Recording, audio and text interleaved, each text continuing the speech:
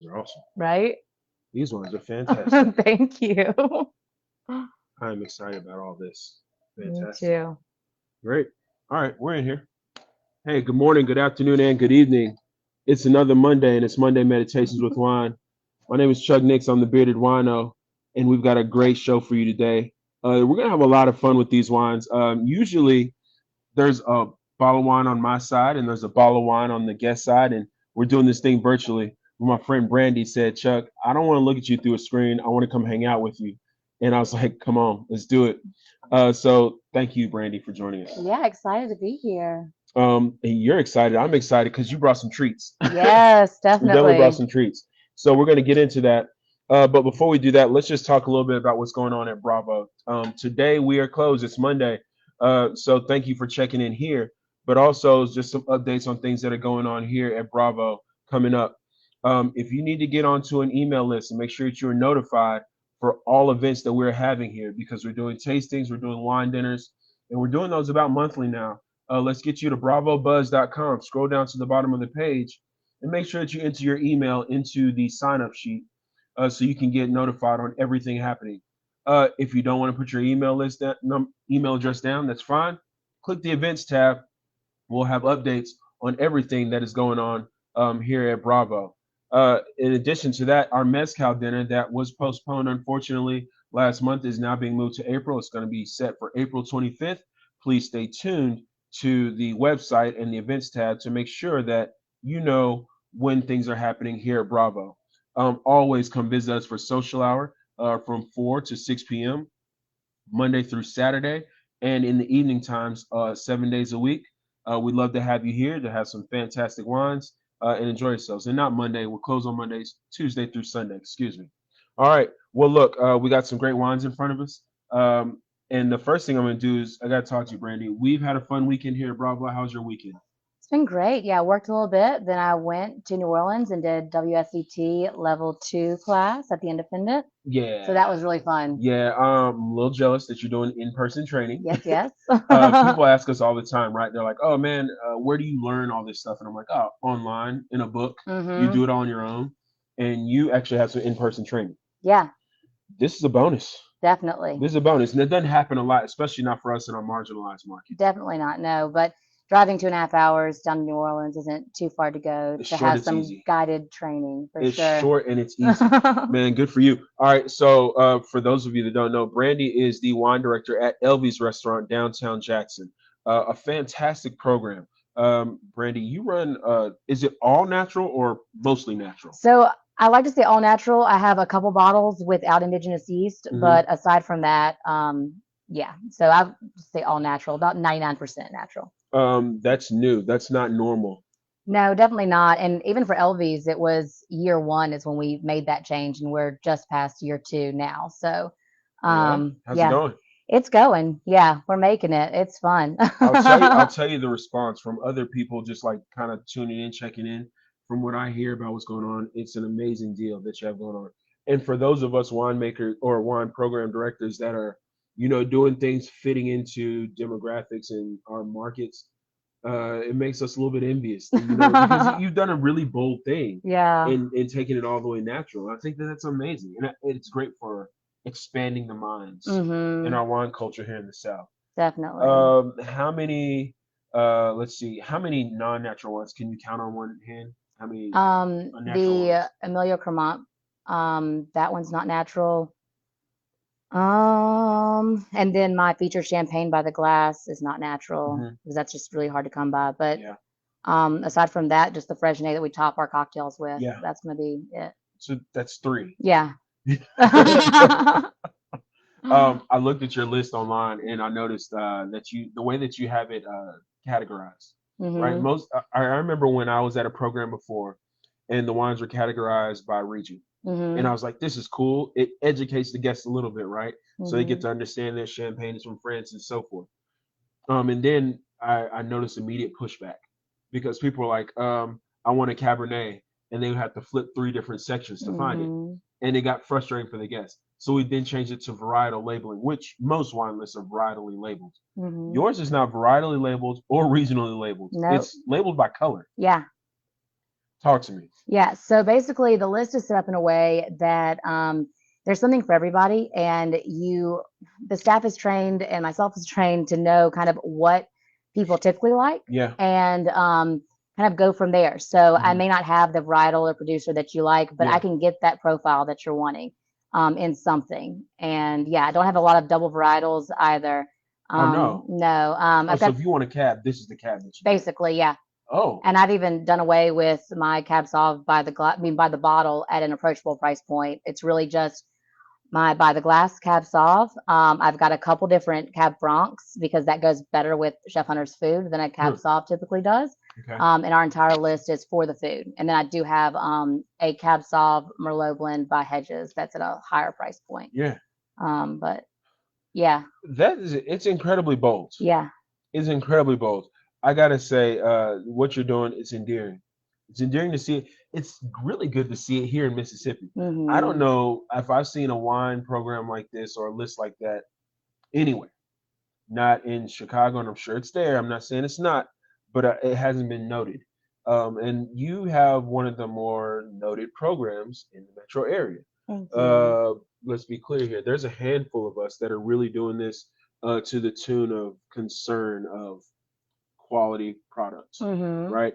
And you have a great thing going, and what you're doing really stands out. So let's talk a little bit more about this. First, let's get into the wines because we got some really cool Yes, wines in front of definitely. us. Just to be clear, y'all, we're going to talk about some wines.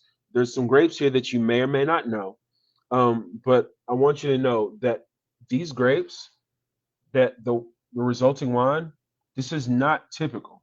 Nothing about this Hmm. is typical. So if you are knowing the grapes that we're talking about and you know the type, I want you to just kind of like listen a little bit about some of these flavor and aromatic notes because they're not typical to what you know them to be. Let's start with the white, right? We usually go Yeah. white to red, right? All right, what is the first white wine that we're drinking? So this is Attention Chenin Marchand by Nicolas Rowe. One thing with the natural wine community, you usually will note the winemaker, not just the producer. Okay. I love all of his wines.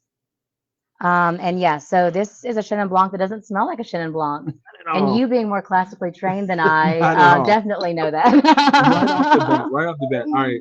Typically, I get Chenin Blanc, I get stone fruit, I get florality, I get those citrus notes, and that is not the first thing that jumps out. No. The first thing, it's a little bit fungal. There's some Hmm. cheesiness to it. All right, I can't put my finger on it because it's not. I never smell this in wine. Yeah. So to me, it smells like I worked at Chick-fil-A when I was a teenager, and it smells like the fryers a little bit, like that sweet, like briny Yeah, chicken yeah. situation. And I've had this wine a number of times, and that odor does kind of like fall off Hmm. Hmm. as the wine is sitting here. But I love it. I love that initial nose of Yeah. weird that like The you initial nose are yeah, weird. you can't think Yeah. about it. It's like No. a certain moment of I just have to experience this for what it is and not care if it's Shannon or not. Then that palate is Shannon all the way. All day long. Yeah. I was just gonna say because I hadn't tasted this yet. Mhm. Um, I remember me and you kind of partnered on a deal where I theoretically paired this wine. I think you paired, or I paired it because I had it, but I used your philosophy behind the pairing, Mhm. and y'all was a very weird situation where we It was paired. fun. It was fun, but we paired a dinner. She was in Jackson, I was in the Delta, and the dinner was not in either of those locations. And we paired this dinner, and it worked out well. But let's just talk. It tastes like Shannon, Mhm. all the peach, the honey characteristics, Mhm. the ripeness of fruit, where it's Mhm. almost perceivably sweet. Mhm. The acid is still there. I'm looking at the tears defined on the glass. There's clearly some viscosity. Obviously, there's alcohol, but it's not, super light. It's about medium, Mhm. which is typically Shannon. But on the nose, if you give me this in an exam, forget about it. Yeah. Forget about it. I have nothing to say. I have nothing to say until I at least taste it. But it's really interesting. All right, so what do you typically pair Chenin Blanc with? I know what I pair with, but what's your go-to pairing for Chenin Blanc? I don't know. So Shannon is one of those things that's like it goes with everything, right? Mm-hmm. So if I have a table that has red fish and a pork chop with the right setup, Okay. it's great for both. If I have a pork rillette for an appetizer, Okay. it's great. You have that like fatty component Yep. that's great with this piercing acidity. Yeah, it's just kind of a crowd pleaser to me. Um. All right. Yes. Crowd pleaser, 1,000%. We're in the South. Let's talk about things that we eat a lot down here, and definitely in Mm-hmm. Mississippi. Crawfish bowls are big. Mm-hmm. Crawfish bowls are huge. You put Chenin Blanc. If you ask me, you put Chenin Blanc, specifically Vouvray, Yeah, French Chenin definitely. Blanc. You put French Chenin Blanc with a crawfish boil. The spice there, the perceivable sweetness and ripeness of the Mm-hmm. fruit from this wine, the viscosity, right? That Mm-hmm. acid level is high enough that it's kind of palate cooling for some of the spice there. All these things make sense. And also, it's medium bodied, right? The alcohol is medium. So it's Mm-hmm. not like so big and heavy that it's going to beat down the seafood. It's about medium of the way, so that meaty crawfish, it Yeah, works out well. The totally. shrimp, it's fantastic. Crawfish bowls is what I go with. It works well with this. I'm digging on this all day long. This is great. Yeah. Thank you. Yes. Thank you. Way to go. We're rocking it. Sorry, the first part of this goes. We're into some Chenin Blanc. If you're just locking in, I'm here with Brandi Carter from Elby's Hello. Restaurant. This is Monday Meditations with Juan. I'm Chuck Nix, Beard and Wino. I'm your host. I'm here every Monday. If you don't know, now you do. Um, all right, so we're starting with some Chenin Blanc. Yeah. Let's also start with where you started in wine. Tell me about how you got into this. You've been in this game how long now? Just about 6 years. 6 years. Yeah. I think Not I've in go the ahead. restaurant game though, not in the wine game. Okay, let's Wine let's dig into game, that. fall 2018 is when I Hmm. took my first course. Okay. Summer 2019, I passed level one or intro Hmm. for a quarter masters. Okay. A few weeks later, my dear friend Hunter Yeah. asked me to be his beverage director for his restaurant that That's great. hadn't happened quite yet. And so that entailed the wine program and the cocktails, both of Hmm. which I knew very little about. So How yeah, daunting was that? it was huge. It was It's a not. It huge wasn't. It task. wasn't super fun. It's fun now, but it wasn't at the beginning. But great honor to be given that. You got into wine before you got into the director position, Yeah, definitely. so you already had a passion for this. I had a need to know it. Okay. I kind of was in a position as a server where I was a server bartender, and I knew I didn't want to be at that level in this market forever Hmm. at that particular place. And I was like, you know what? I'm going to just start learning a little bit about wine so I can be a server in a larger market and then just kind of do that for a minute. There was a class by the International Wine and Spirits Guild that Hmm. was being held at Seafood Revolution, I think is what it was called at the Okay. time. Yeah, and so I took that class and I liked it enough, Yeah. but it wasn't until I took the quartermaster's class and kind of learned a little bit more that I Yeah. kind of got bit by the bug a bit. Yeah. That quartermasters. All right. So we both been through that course, Yeah. obviously. For any enthusiasts, and I think that if there was an enthusiast who said, "Yo, I want to get into wine," I would urge you to take the quartermaster's intro exam, Mhm. because you go through a course before you take the test. Most of these exams, you don't go through a course the day before, Mhm. right? Like with Society of Wine Educators, you go through like it's like 3 months of coursing, Mhm. right? Weekly coursing. With Dubset, you go through I think like 10 weeks, right, Mhm. of coursework. But with the quartermaster sommeliers, especially for the certified exam, which will make you pull your hair out initially. You have zero coursing. They just give you some books, and then for Mhm. intro, you have one day. Yeah. But that one day is so full of information. It is so helpful to have master psalms talking you through the information on the exam. And then you go Mhm. take the exam, and it's really kind of confidence building. Yeah. Because once you get done with it and you pass it, to be clear, at this point, if you are not knocking out an intro exam because they give you the information the day before, Mhm. then you go take the exam the next day. It's really confidence building, makes you feel great about it. So enthusiasts, those of you just interested in wine, go take the quartermaster's exam. Definitely. It's an easy exam to take. It's a fun exam to take, and then you'll find yourself being the life of the party as a host. All right, so Definitely. you were into it before you got the position Mhm. as a director. It was your friend. Thankfully, it was a friend, right? It wasn't Yeah. just I need a job. Yeah. I probably wouldn't have taken it if it was that, You know what I mean? but So that's how we end up in the game, yeah. and now we're in it.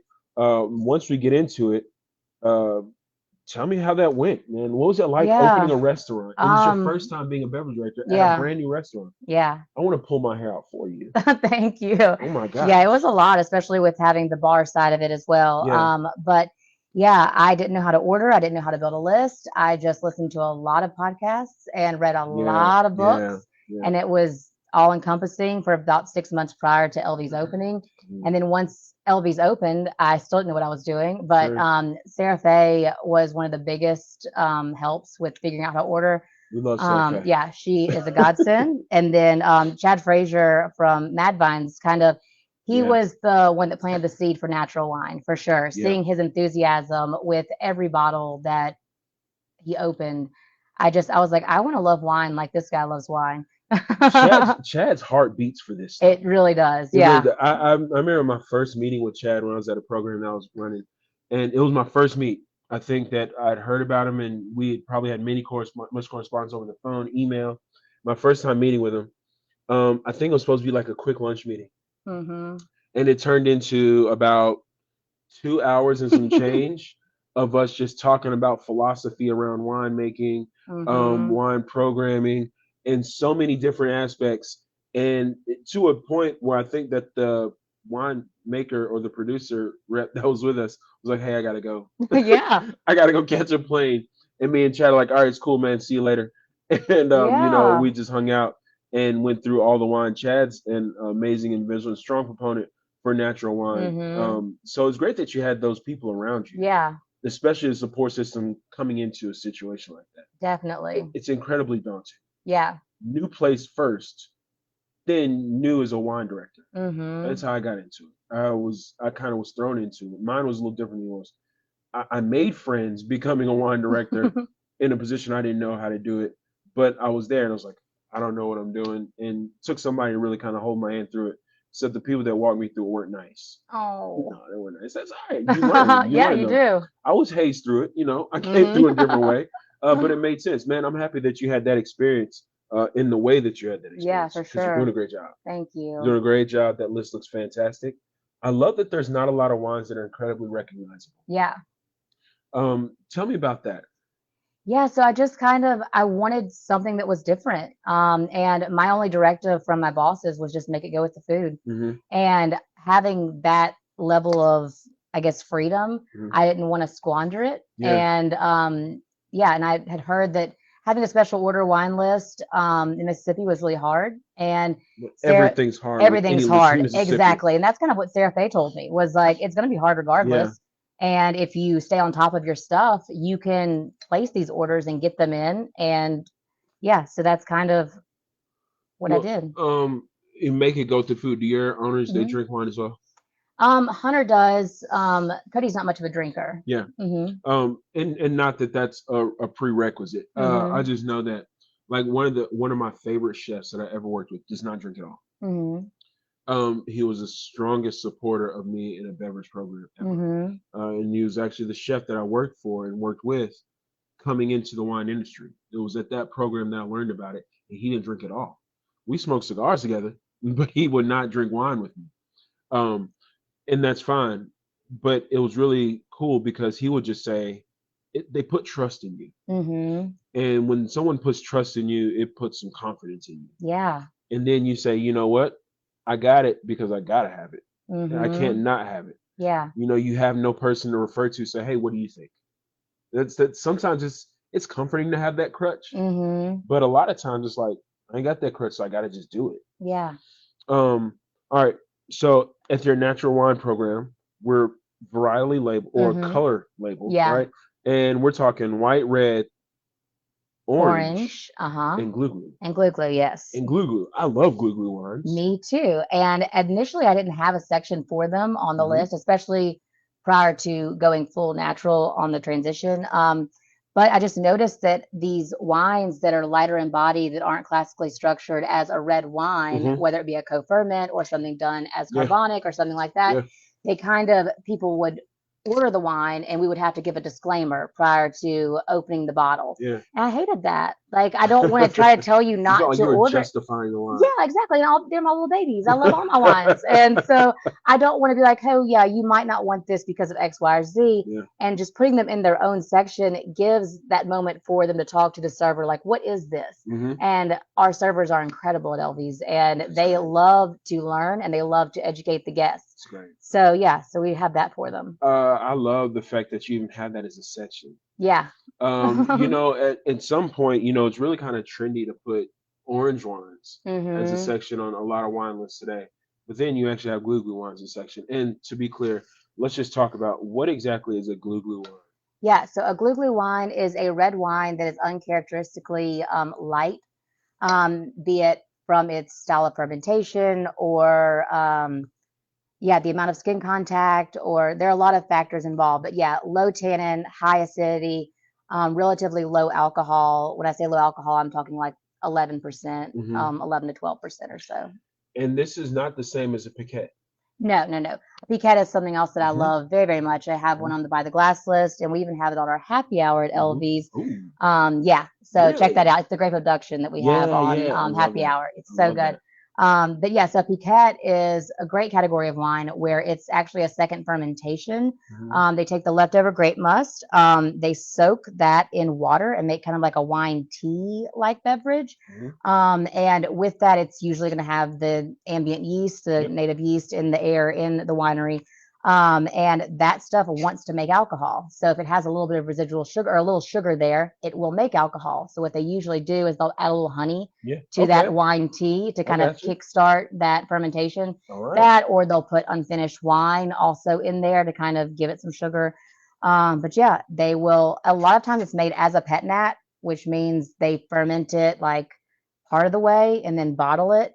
And the byproduct of fermentation is CO2 or bubbles. So those little bubbles get Yeah. trapped inside. So then you get a low alcohol wine, 7% Yeah. ish, Yeah. that is naturally occurring sparkling. Yeah. So it's just so refreshing and you don't get too lit and it's awesome. That's arguably like a high gravity beer. Yeah, I can see that. Yeah, for sure. I sold some of that stuff when I was in the Delta for a bit, and I sold the same wine to people that would come through and say, "Oh, we're just going to a football game. You guys don't have any beer." I was like, "Oh, I hmm got something like it." They're like, Yeah. "What?"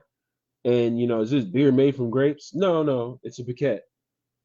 And I would explain to them, it's like, if you like beer, this is something that might be intriguing to you because the sugars hmm are not overly pronounced like in wine. Yeah, totally. They really take a back seat to the structure. They hmm take a back seat to the bubbles. They take a back seat to the acid and all these other things, much like beer. And you really hmm get more of those yeasty characteristics out of the wine. You know, get past the sediment in the bottle hmm because there's definitely I going to be love some the in the bottle. sediment. It's the We know, we best. understand that Yeah, that is just the wine giving back to the juice. exactly. That is Yeah. just the product giving back. You know, people say it adds, but I mean, it never really subtracted. hmm It was always there. So Yeah. it's not necessarily adding, it's just giving more to it because during fermentation, the alcohol really kind of extracts some of those flavor notes. And hmm so those sediments that are left in the bottle, those solids, they're giving back to the juice Oh, and totally. keeping it in place. So yeah, we love the sediment. Absolutely. I mean, texturally on the palate, they're not great, but the flavor of them is awesome. That's awesome, man. Your list. So you have the kind of list that I want to come through and it's like spend a week and just taste all the Nice. Come on, let's do it. wines. Yeah.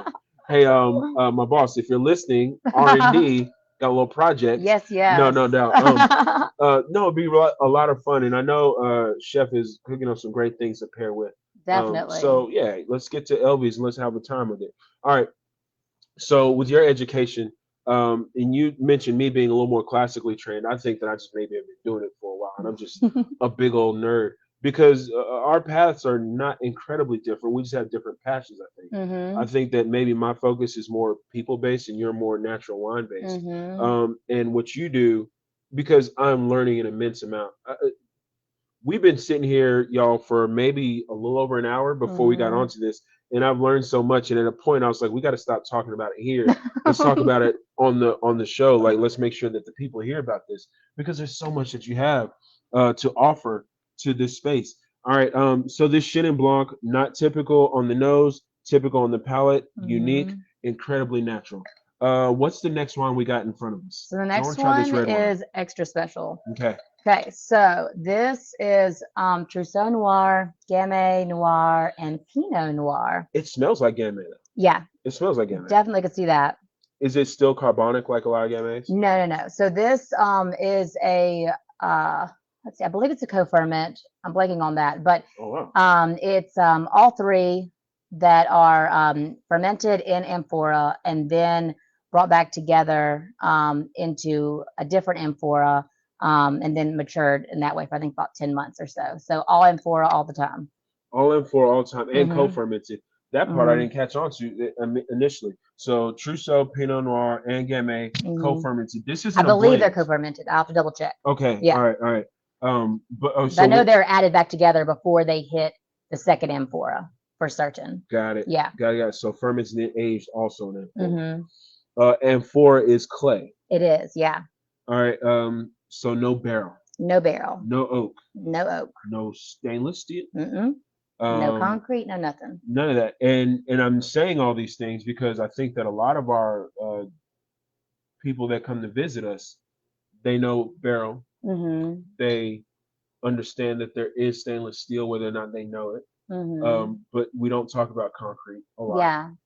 We really don't talk about amphora. We really don't talk about clay Mm-mm. because it's really kind of ancient.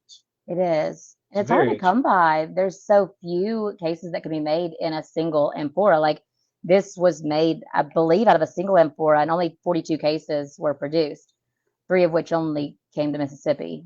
And we were fortunate enough to get that. Excuse the face I just made. We tasted this wine for a minute, and it has now changed for a third time as we're drinking it. And I think that this is the Oh beauty. yeah. It didn't it just change All of again. Bree's wines are like that though. Like I had her like is it Old Vine Cab Franc.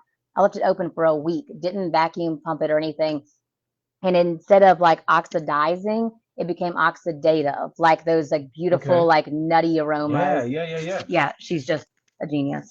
Huh. There's so many good things happening in these bottles. So many good things. And for any non-wine geeks tuning in, thank you for checking in. I'm here with Brandi Carter. She's at Elvy's Restaurant in Jackson, Mississippi, downtown. She's doing a great thing with a natural wine program. It's listed by color, not by varietal or by region. Chef Hunter Evans is whipping up a fantastic menu. My name is Chuck Nix. I'm the bearded wino. I'm at Bravo Italian Restaurant in Highland Village in Jackson, Mississippi. We are just geeking out over some amazing natural wines, and they're shutting it down, y'all. And I mean, literally, there's been some amazing products that we've tasted through, and they have great stories behind them. But we know Bree, we know her husband, we know they're doing amazing things in making wine with the Oleus Springs wines here. We know the Nicola's Row.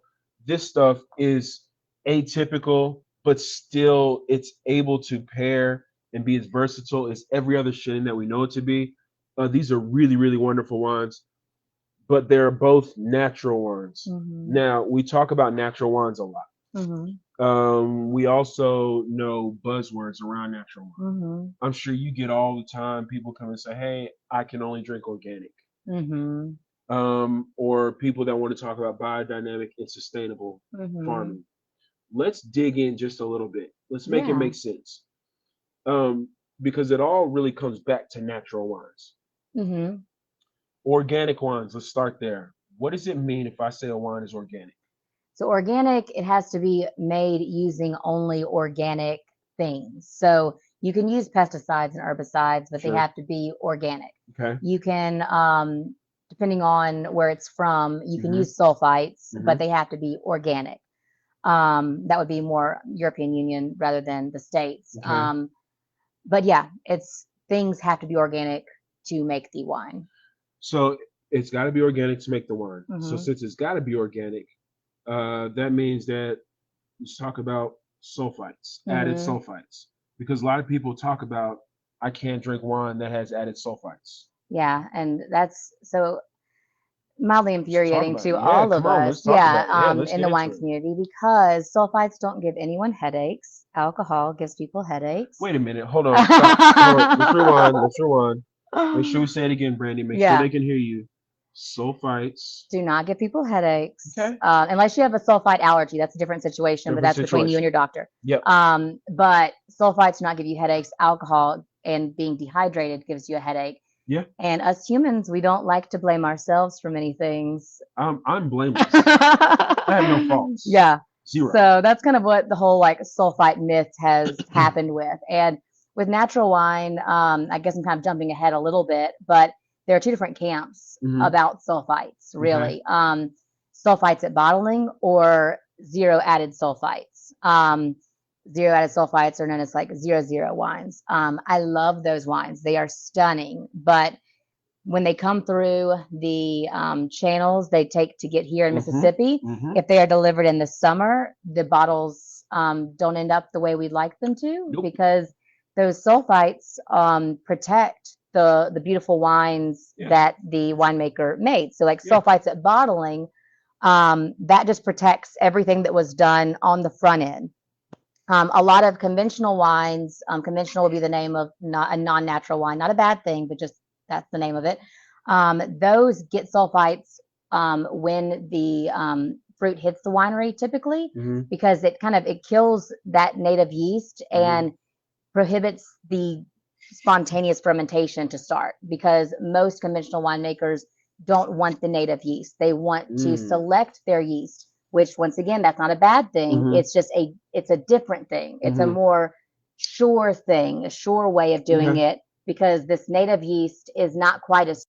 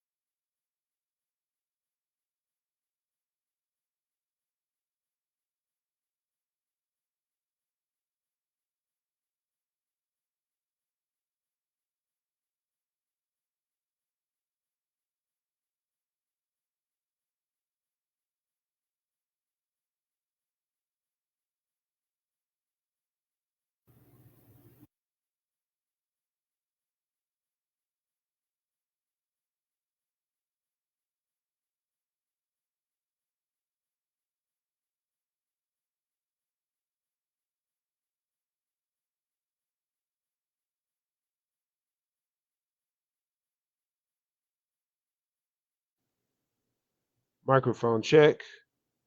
Looks like we got sound back. Fantastic. All right, we're still here with Brandy. We're finally able to speak where we can hear each other. That's great. All right, so I think where we were talking about the differences between biodynamic biodynamic hmm wines. The words are long. Bio D. Just say Bio D. Thank you. Bio D. Bio-D, organic and sustainable farming. We're talking hmm about those differences. All right. So with that on your wine list in there, tell me why did you feel like that was necessary to put forth as the concept of the wine list versus just having a wine list that maybe was just high end or a wine list that featured a certain, regions more predominantly. Why did you feel like organic or natural wines was the way to go? Yeah, definitely. So, like I said, I kind of just hit the ground running, creating the wine program at Elvies. And over that first year, I started with just small producers, but I kept noticing that every tech sheet, because as we do, we geek out about all the wines that were Yes, we tasted do. on by the reps. Yes, we do. And I just noticed that the bottles I loved the most had something that just said like native yeast or ambient yeast or indigenous yeast. And I had no idea what that meant. Hmm. And just over time, figured out what that meant Yeah. and didn't really care quite yet about natural wine, but I was just like, I like the way these taste and continued to buy more of them. Hmm. Um, they went really well with Hunter's Food. Yep. And at a certain point, we were about to hit year one of LV's. The list was already about halfway natural or so. And I kind of just asked Mm. my bosses, I was like, You hey, continue that going. yeah, I'm like, hey, well, how do y'all feel? Because I mean, they're all about sourcing locally, caring about the people that are, making the food that we'll get all of our, beef and things from home place pastures. Yeah. So it kind of fell into what we were already doing at LV's with the food and the sourcing. And they once again love the creativity and support everything that I do. So they were just like, yeah, let's go for it. And yeah, It's great here you we got that are. support.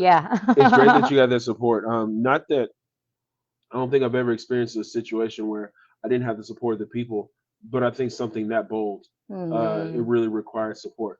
What your list? You mentioned you don't have any double varieties on the line. Like there's hmm no like two cabs. You have a cab this or this. hmm Are there any areas? I'm sure you have double areas on the line, right? Yeah. What areas are really leading the charge on natural wines right So as a whole, it's kind of not really all for natural wine, now? but more so for getting people out of their comfort zone. Okay. My Sauvignon Blanc by the glass is unfiltered. Hmm. So that's really fun, and people have been really receptive to it. Yeah. That lack of filtering adds a unique, I guess, texture, kind of like a creaminess without that mallow. Okay. So creaminess without butteriness, Okay. which people have been really Okay. receptive to. Yeah. All right. Creaminess without butter is so hmm to the tune of like Lee's aging. Yeah, kind of. It's like Lee's aging, but keeping all that in there. So it's that an extra. Yeah. That's a big bonus. So you think that not necessarily a particular area is No, leading the I think charge? it's just been just general exposure. I mean, our Pinot Noir is also unfiltered, and I think that's been something that people have loved as well. Yeah.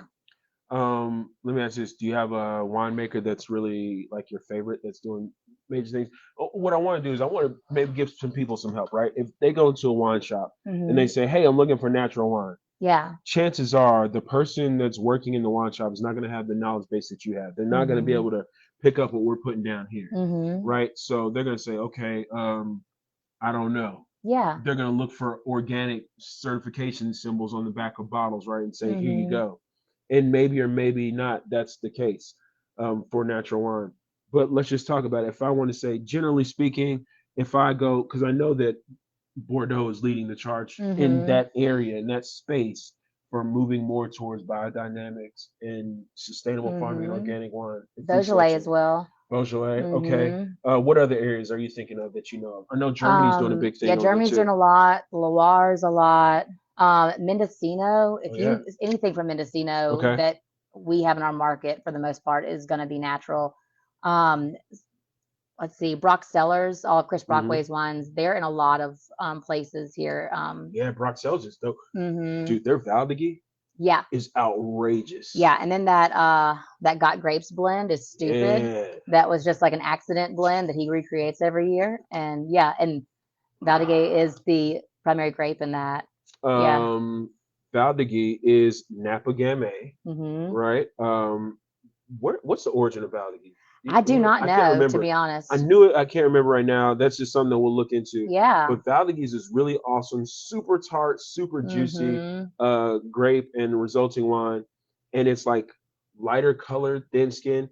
Man, I want some of that Brock Cellar stuff Right. right now. Do you have that on your list? I have the Love White on my list, and Okay, then I have the Got Grapes on the list as got the got well, grapes. and his Worth Vineyard Zinfandel, which Hmm, is kind of a weird one because okay. it's partial carbonic and then partial distemmed, so it doesn't drink like a Zinfandel from California. Does it drink like it's carbonic? Um, the acidity's there, but you don't get that bubble gum. Hmm, Yeah, okay.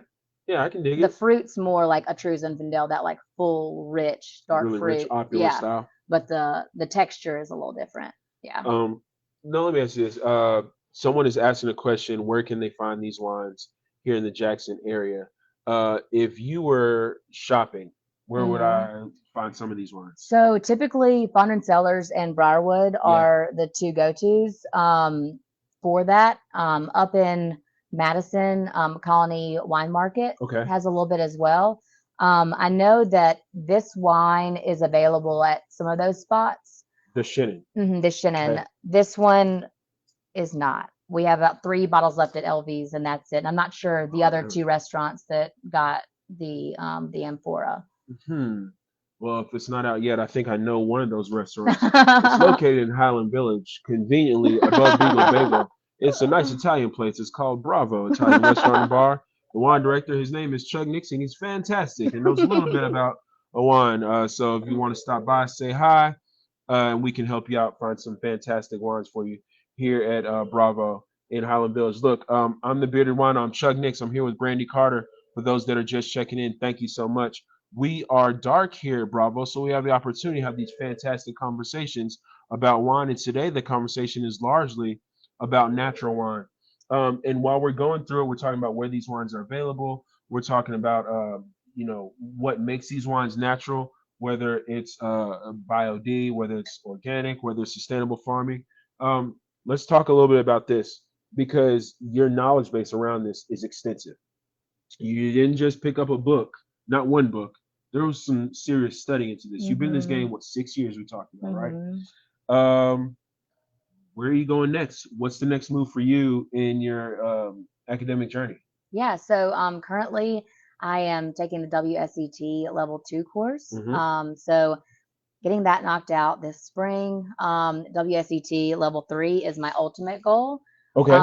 for academic space. But as a whole, my current goal is I want to work a full harvest. A Hmm. full Oh harvest. wow, you want to do the whole three I want, months? yeah, whole 3 months doing the dirty work, not the fun, pretty work, Okay. the wearing the boots, doing the punch downs. Yeah. Like that's my new current goal. So hopefully Get dirty.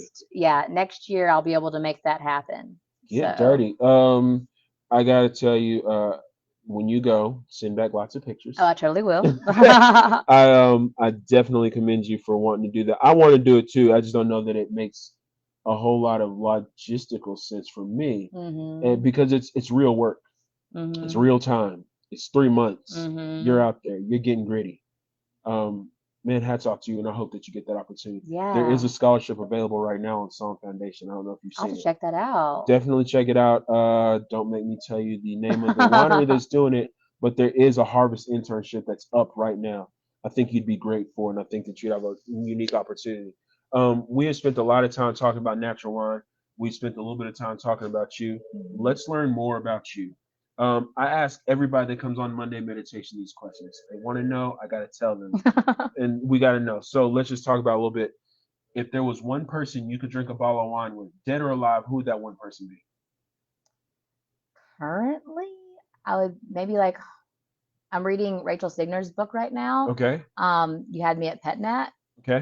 She Okay. also she's just a natural wine writer and Yeah. she's incredible. Yeah. Her magazine Pipette just went out of publication, so I'm currently trying to scrounge up all of those. But yeah, Are you probably are you fangirling over Rachel right now? a little bit. Bree was my fangirl, but I got to hang out with her last fall in Willamette. So Yeah. I'm moving to a new fangirl, even though Bree is my hero. Yeah. Um, real quick before we go, we mentioned some names and we got to give real important shout outs. Shout out Yeah. to Bree, Bree Stock Bree Stock. and her Uh, husband Chad. yes, and Chad. They're amazing individuals. They're incredibly bright, super smart.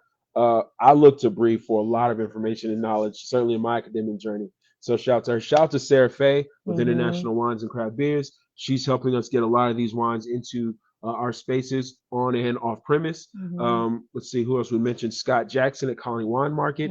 He's Hmm. keeping a lot of these products on the shelves there. So shout out to him. I don't know who else I may be You're missing. talking about Chad Frazier. And Chad Frazier Yeah, with he's not Mad really in our Vines. market quite as much right now. We've got Yeah. Spencer at the moment, Yep. but Yep. Yep. Yep. Spencer's awesome. yeah. Cheers, Spencer. Hmm. Come back. Let's taste some more wine soon. All Yeah. right. Let's dig into it. All right. So if you could pick what grape variety or style of wine, I know what style of wine probably best describes you, but let's just talk about a grape variety. What grape variety do you think, if you were to be a grape, what grape would you be? Gewürztraminer. Goodness gracious, Gewürztraminer. Yeah. Why Gewürztraminer? So Gewürztraminer is what made me fall in love with wine and food pairings as a whole. It was kind of at the beginning ish of the journey. Yeah. I was reading about wine and food pairings, and I love sushi, Yeah. and I was just like, I need a sushi wine, and I tried that with sushi for the Okay. first time, and yeah, it's mind blowing. The sweetness with the Hmm. umami and the Hmm. salty, it's Okay. incredible.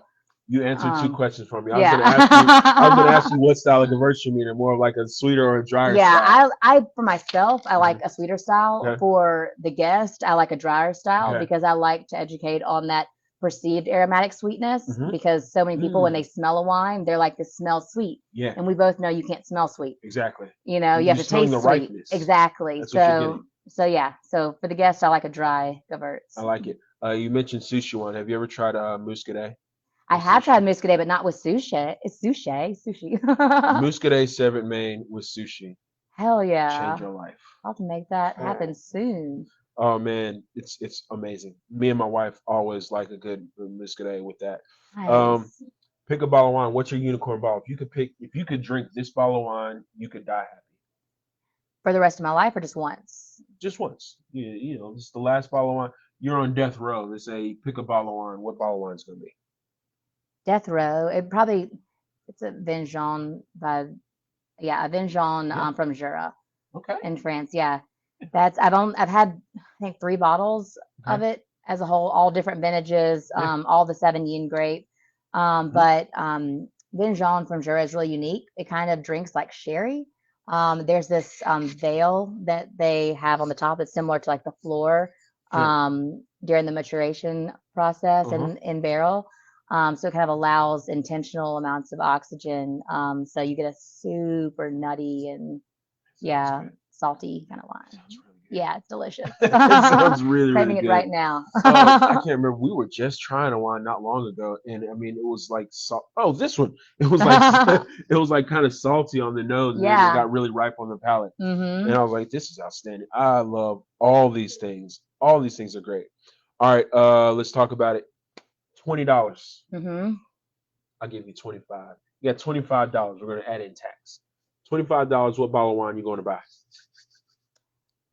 Probably a liter bottle Okay. of Pablo. All right. Pablo Orange Okay. is my go-to. Like I've got a little bit of money in my pocket. I want something delicious. Hmm. Yeah, it's a Verdejo and Sauv Blanc blend. Um, Which is unheard of. yeah, but they go so well They go well together. together. Yeah. They do. Yeah, and it's made in the orange style, which orange wine is white wine made like red wine. Hmm. So extended skin contact with the juice, which imparts a lot of textures, like the drying sensation from tannin, Yeah. and then a lot of additional aromatics and flavors. Because as we know with red wine, that's where all the flavor is in the skins. It's So in the skins. yeah. This is. So I same was thing with gonna the white ask you. grapes. You picked the wine that was easy to drink, and you picked it, and I knew that it's orange, and I was like, this is skin contact wine. Oh yeah. That's really, and it's a 20. It's like inexpensive. Yeah, It's I think easy to like purchase. retail is like $20, 21, something like that.